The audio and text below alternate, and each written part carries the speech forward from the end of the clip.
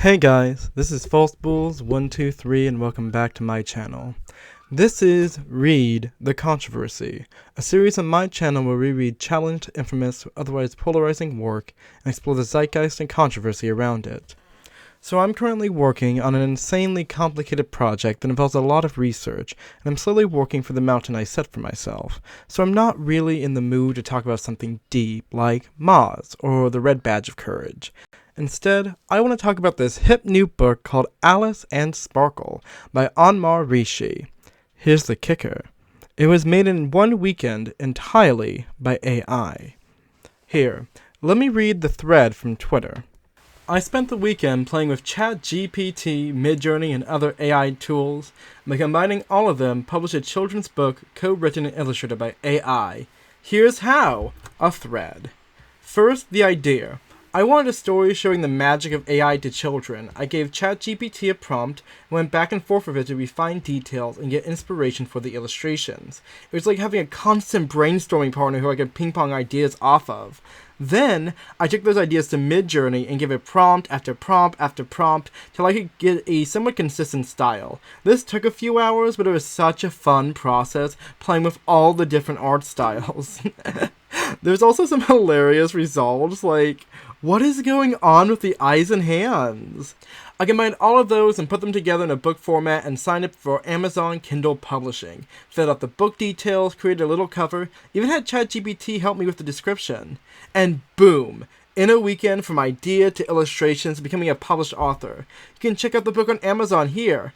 And if you have any kids you want to gift this to, let me know. I'd love to send you a copy.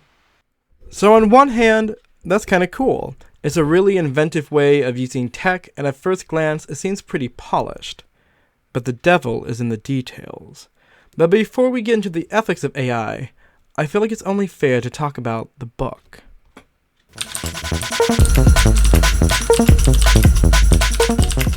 So the easy and divisive answer is no. Writing a children's book is like making a salad. Anyone can make a salad, but it takes a lot of effort to make a really good one. Unlike regular prose, which has a lot of grammar and convention, children's books are kind of in this liminal space between poetry and visual art. Children's books are a lot more vibe-based, and the really good ones have this kind of aesthetic bliss to them. It's in the art style, in the word choice and meter, etc. So what makes a good children's book is a lot harder to pin down and solve than what makes a good regular book. Once again, shout out to How to Read Picture Books to Children by Mary Joy Lambert. Great primer on the subject. In essence, a good children's book is not only good poetry, in the sense of it using the sounds of language, but also good sequential art, utilizing an interplay between textual and pictorial elements. Keeping that in mind, Alice and Sparkle is kind of awful. There's a very thin plot to the book, and really no interplay between the images and the text. It's a lot more like reading a bunch of textbook headers or a PowerPoint than an actual book. Also, I should say that the artwork is meh. Like, robots also have a hard time drawing hands, and there's very little consistency between the images. Now, I do like to be a nerd on this channel, and I want to bring up that there's some meta text to this. Rushy showed us a bit of his process in the Twitter thread, and I read through the initial brainstorming session that he had with the ChatGPT. And what's really interesting are the ideas the chatbot came up with. Sparkle originally is non-corporeal. The chatbot literally doesn't think of it as having a body, that is a magical AI who lives in this digital world that doesn't have a human conception of home. And that's a really interesting idea. Even if you're going to be nerds on this channel and go, wow, this is an arbitrary cluster of data. This robot doesn't have a real intelligence. There is still, narratively, a really interesting idea of how this robot perceives an AI. It's in some sense mythologizing. But also, a lot of that initial idea of Sparkle being non-corporeal and the moral ethics of raising AI are lost in the finished text.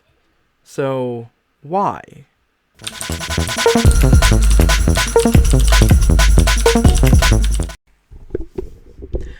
The short answer is that nobody can even agree on what the fuck art is, and if even humans can make it. So, I feel like it's a little unfair to ask somebody who hasn't passed the Turing test, but let's ruminate on it.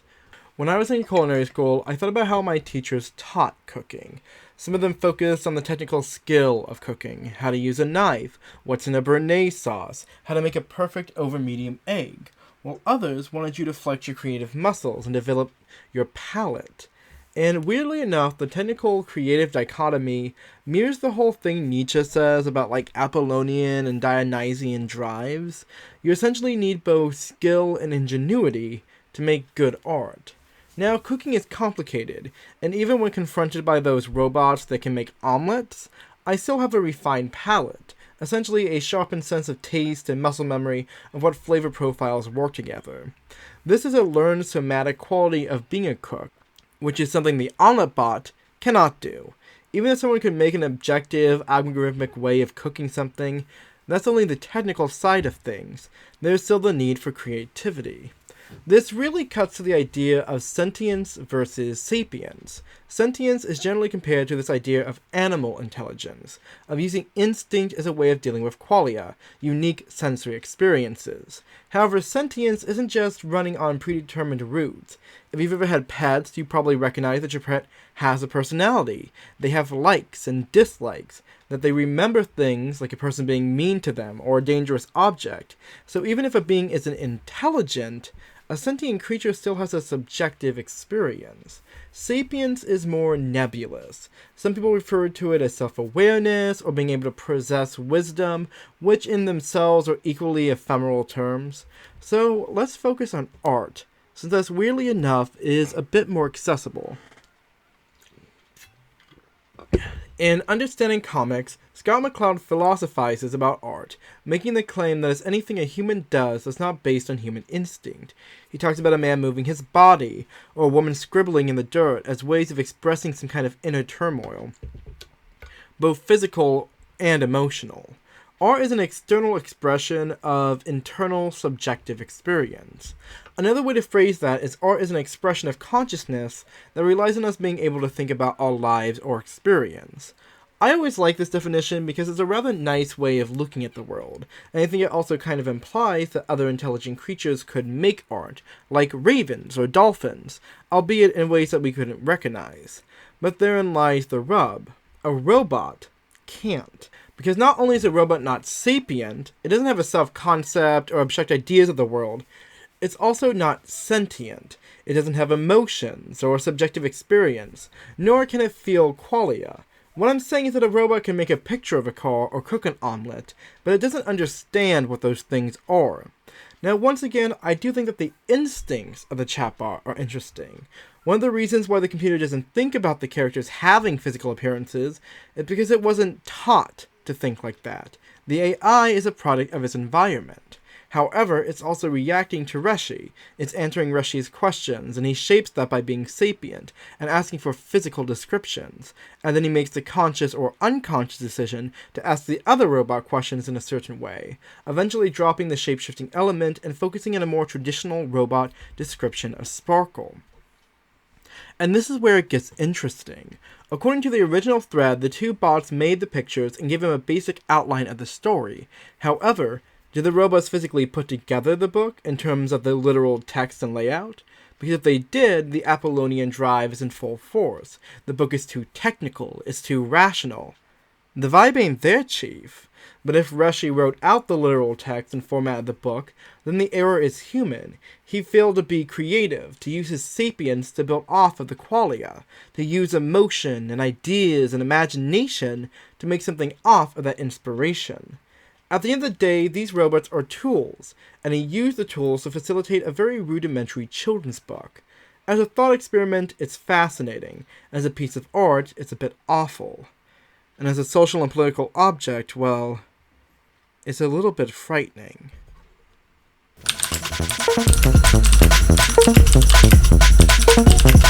In 1516, political nerd Thomas More wrote a little thought experiment he very casually called a little true book, not less beneficial than enjoyable, about how things should be in a state and about the new island Utopia. This, of course, is usually shortened to the single word Utopia, and this is where the idea of an idealized and perfect society comes from. However, More's idea of utopia are a little different than some of ours. I'm just going to quote Wikipedia here. Slavery is a feature of utopian life, and it is reported that every household has 2 slaves. The slaves are either from other countries, prisoners of war, people condemned to die, or poor people, or are the utopian criminals. The criminals are weighed down with chains made out of gold. The wealth, though, is of little importance, and is good for only buying commodities from foreign nations, or bribing the nations to fight each other. Slaves are periodically released for good behavior. The idea that even Utopia has an underclass stuck with me the first time I heard it. And More's book reflects some ideas about the panopticon, about how if people are watched, if privacy doesn't exist, then people won't do bad things, that the threat of punishment deters societal corruption. Eventually, we all just got really fucking depressed, and our hope for the future turned to dread, and the dystopia became a thing. The inverse of a perfect society, the dystopia, was one that was inherently dysfunctional, inherently corrupt, and where the threat of becoming the underclass is always prevalent. Think about 1950s retrofuturism, the Dynamaxian worlds of the Jetsons or Bradbury, where everything is automated and given to you by machines. Humanity is therefore allowed to live a life of leisure. In these utopias, the underclass is replaced by a non-sentient workhorse of machinery. The robots don't have feelings nor dreams. They can't be abused or mistreated any more than you could hurt a blender or a car. They're automatrons, tools, complex machines meant to lower the amount of labor a society needs to perform. This is the utopian vision of AI, or robots, or really whatever else you want to call it. There, however, is a dystopian version of this. We need to talk about transhumanism. Now, transhumanism is a really broad concept, but it's basically the philosophy of how human beings use technology to go beyond their abilities. That is really vague, and there is a lot of pretty interesting philosophy about it. I would recommend watching Abigail Thorne's video where she discusses it, but what we really need to know for this video is the uncomfy capitalistic pressures of transhuman augmentation. Now, if we were cool and cultured on this channel, I might reference Asimov, or one of those games with cyborgs that H-Bomber Guy makes 3-hour videos about. But instead, because I am trash, I will bring the only other media that comes to mind, which is of course feminist masterpiece Zombie Strippers 2008. Oh, and don't confuse that with Zombies versus Strippers or Big Tit Zombies. Those are completely different films. Now, in Zombie vs. Strippers, one of the titular pole dancers gets bit by a zombie, and after she dies and starts to crave human flesh, it turns out that she can work longer hours and do more impressive stunts, and the Johns really like their zombie titties. Sure, the zombie strippers occasionally murder one of the Johns in the champagne room, but they are making a fuck ton of money, and this leads to conflict.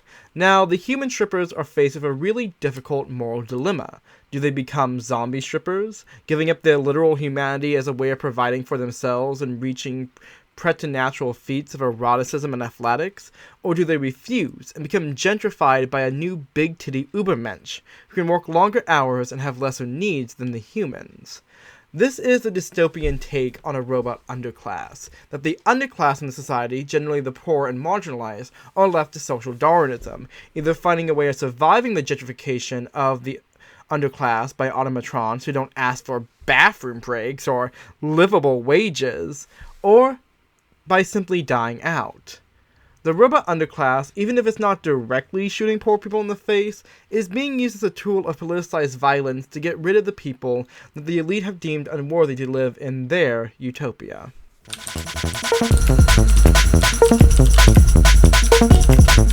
Now, if you remember, this is a read the controversy video, which means that the book I'm talking about is, controversial. So let's continue reading that thread we were looking at earlier and see where that takes us. Adding this to the main thread after a lot of helpful convos with folks willing to discuss, this is a PSA. There are serious, incredibly valid concerns from artists and writers about all this technology.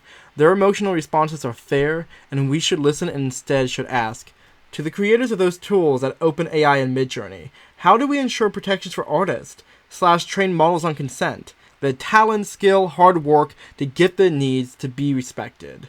In fact, we should involve them in the creation of these tools so that they're heard. This was all a test of what's possible, but I'll be waiting to hear more on the above before proceeding to create more content. Thank you to those who were willing to discuss despite the emotions, this all unintentionally, but very fairly spurred. I appreciate you. What the hell is he talking about? Well, let me show you the dark side of AI. AI models like DALL-E, Lensi, and Midjourney, which is the one that Reshi used, utilize data collected by a group known as Stable Diffusion. All AI need to be trained on data, and they do that by scrubbing the internet for it, which creates a lot of legal and ethical issues, because most of the time, when you post a picture or tweet something, you're not agreeing for that to be collected and profited on by a shady data conglomerate. And a lot of people have criticized these data collection agencies for essentially invading their privacy. When it comes to artists, it becomes more nefarious because these databanks also take from publicly facing artwork, including that of the recently deceased, and small artists on places like Etsy and DeviantArt. It's one thing to make AI art that looks like Kincaid or Saul Bass or fucking Salvador Dali. Their work is already genreified. But let's say that you're a small artist, like the next Norman Rockwell, and you go to apply to make illustrations for the New Yorker. Why should they hire you when they can just type a few words into a machine and make an approximation of your style? How are artists who work in popular aesthetics supposed to compete with a machine that genreifies the actual act of making art? This fear is amazingly summed up in a meme I saw online, which is attributed to sci-fi writer Patrick S. Tomlinson. 1960s futurist. Automatrons will free mankind from meaningless tedium to focus on creative pursuits only human beings can master.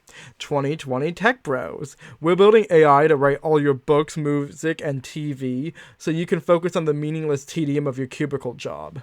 The term used in business journals about the rise of AI in traditionally human-led markets is market disruption, in the sense, the destruction of said market. As AI machines make art or translate foreign languages, they gentrify the human people that make a living on such things, often by replacing their labor with an inferior facsimile. As we discussed before, the robot underclass gentrifies the human underclass, essentially starving them out the way a cuckoo starves out its broodmates. The future being now isn't always a good thing.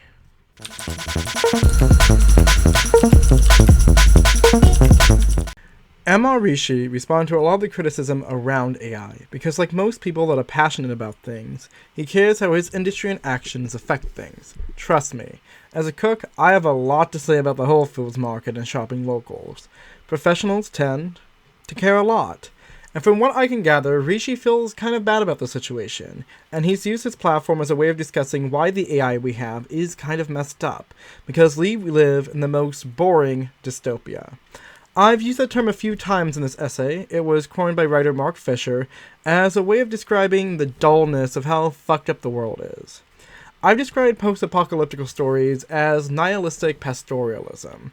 In the same sense, dystopian fiction is a similar form of positive nihilism. Nothing matters, so rage against the dying and the light. Dystopian stories are sexy and punk and grimdark, and they're awful but they're awful in a cool way.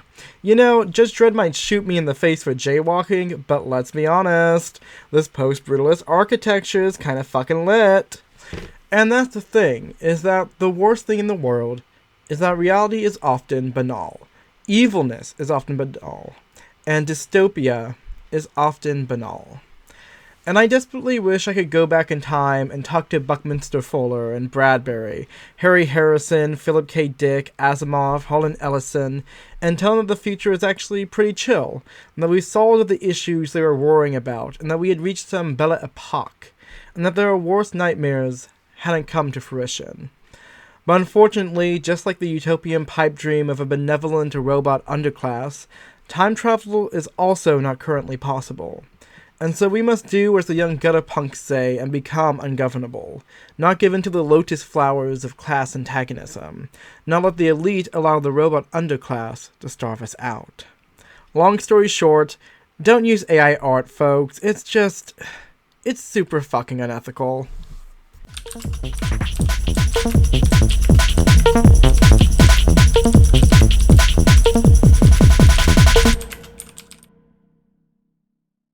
What about the girls, huh? They're good girls. They're zombies. No, they're strippers. They're zombie strippers.